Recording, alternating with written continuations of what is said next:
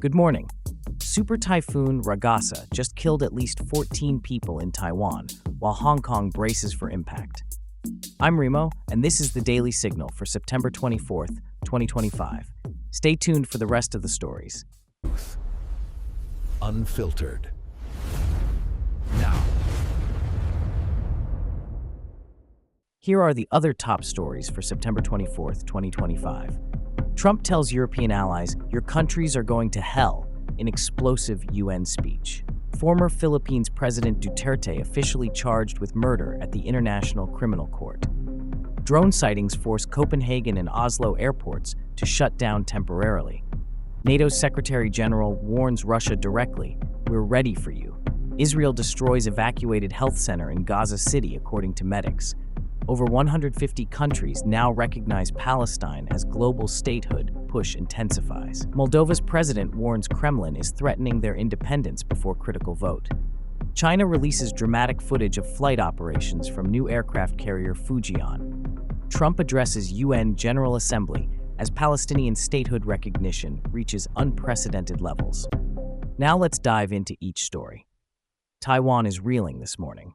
Super Typhoon Ragasa has claimed at least 14 lives, with winds so powerful they're being called unprecedented for the region. Here's what happened.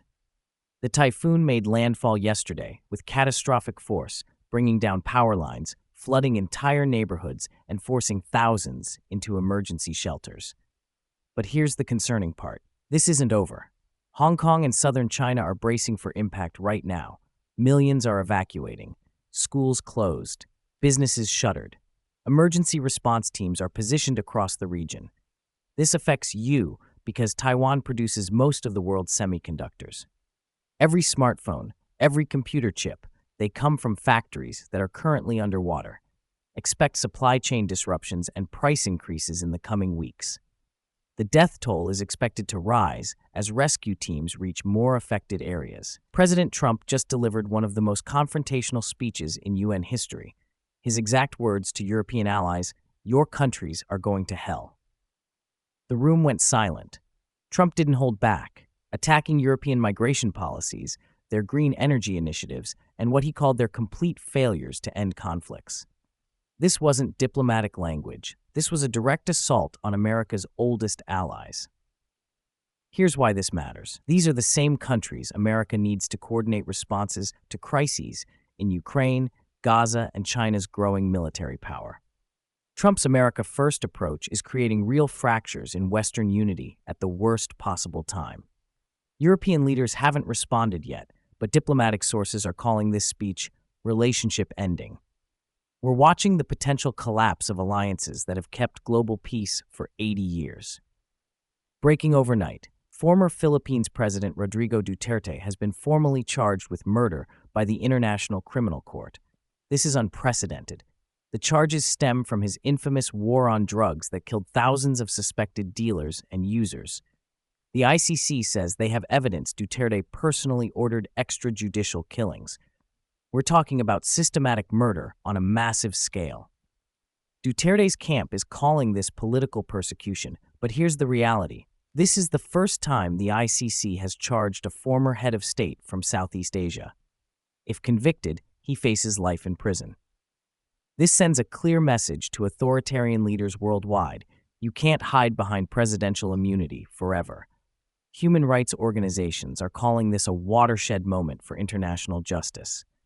The Philippines government is reviewing whether to cooperate with the ICC investigation. Two major European airports shut down completely yesterday due to unauthorized drone sightings. We're talking about Copenhagen and Oslo. These aren't small regional airports. Here's what's alarming. The drones appeared in controlled airspace during peak travel hours. Hundreds of flights canceled. Thousands of passengers stranded. No one knows who was operating these drones or why. Aviation authorities are investigating this as a potential security threat. Airport officials confirmed the shutdowns were necessary to prevent catastrophic collisions between drones and commercial aircraft. This highlights a growing vulnerability in our critical infrastructure. A small drone, something you can buy online, can shut down major airports and strand thousands of people. Expect much tighter drone regulations across Europe after this incident. Security experts are wondering, was this a test run for something bigger? NATO Secretary General Mark Rutte just issued the most direct threat to Russia we've heard in months. We're ready for you. This isn't diplomatic language. This is a military warning. Rutte made it clear that NATO forces are positioned and prepared for whatever Russia might attempt next in Eastern Europe. The context matters. Russia has been escalating tensions around Moldova, threatening NATO supply lines to Ukraine, and conducting military exercises near Baltic borders. Western intelligence suggests Putin is testing NATO's resolve. Rutte's statement represents a significant shift from defensive posturing to active deterrence. Translation: NATO is no longer just reacting to Russian moves, they're warning Russia off before moves are made. Russia's response was immediate, calling NATO's stance aggressive provocation. We're witnessing the most dangerous East-West standoff since the Cold War. Israel has destroyed an evacuated health center in Gaza City, according to medical sources on the ground. The facility had been completely evacuated before the strike, so there were no casualties. But that's not the point. Medical facilities are supposed to be protected under international law, even during active conflict. The destruction of healthcare infrastructure affects thousands of civilians who depend on these services for basic medical care. Israeli military sources haven't confirmed this specific strike, while Palestinian health authorities are calling it a war crime. This attack comes amid fragile ceasefire negotiations that could collapse entirely. Here's why this matters globally. The systematic destruction of medical infrastructure makes post-conflict recovery almost impossible. It's not just about winning battles, it's about what kind of society can exist afterward. International humanitarian organizations are documenting these incidents as potential evidence for future war crimes tribunals. A milestone that's reshaping global diplomacy. Over 150 countries now officially recognize Palestine as an independent state. That's more than 3/4 of all UN member nations. The holdouts are significant: the United States, most of Western Europe, and Israel's closest allies. But the momentum is accelerating. 3 more countries announced recognition just this week. This creates real diplomatic pressure at the United Nations. When 150-plus countries recognize your statehood, it becomes much harder for the remaining nations to justify their opposition. The timing isn't coincidental. This push comes as Trump addresses the UN General Assembly and global attention focuses on Palestinian rights.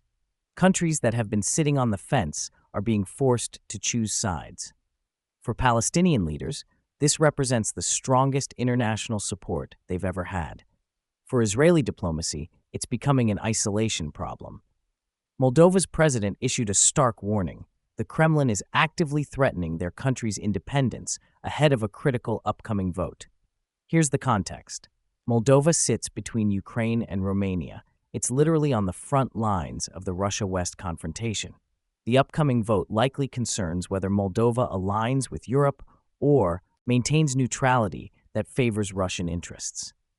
President Sandu specifically accused Russia of election interference, disinformation campaigns, and economic pressure designed to influence the outcome. The Kremlin denies these charges, but the pattern is familiar from Ukraine, Georgia, and other former Soviet states. This matters because Moldova is a test case for whether small nations can choose their own path or must submit to great power influence. If Russia successfully intimidates Moldova, other countries in the region are watching. European Union officials are promising support, but the question remains, will that support be enough when Russian pressure intensifies? China just released footage that changes the military balance in the Pacific, flight operations from their new aircraft carrier Fujian. This isn't just naval showmanship. This is a demonstration of power projection capability. The Fujian represents China's most advanced carrier technology, capable of launching and recovering aircraft far from Chinese shores. The footage shows coordinated flight operations that prove the carrier is fully operational. Here's why this matters. Aircraft carriers don't just carry planes, they carry political influence. The ability to park a military airfield anywhere in the Pacific Ocean fundamentally changes regional power dynamics. For the United States, this represents a direct challenge to decades of naval dominance in the region. For allies like Taiwan, Japan, and the Philippines, it's a visible reminder of China's growing military reach. The timing of this footage release, during heightened tensions over Taiwan and trade disputes, sends an unmistakable message. China is ready to back its diplomatic positions with military force. Looking across today's stories, three critical patterns emerge that will shape your world in the coming months. First, traditional alliances are fracturing. Trump's attack on European allies, combined with NATO's direct warnings to Russia, shows us that the post-World War II order is breaking down. Countries are choosing sides in ways we haven't seen since the Cold War. Second, military power is becoming the language of diplomacy. China's carrier footage, NATO's warnings to Russia, and the ongoing destruction in Gaza all show nations using force or the threat of force to achieve political goals. Peaceful negotiation is taking a backseat to power demonstrations. Third, small nations are caught in the middle. Moldova facing Russian pressure, Taiwan under Chinese military shadow, and Gaza's healthcare infrastructure being systematically destroyed.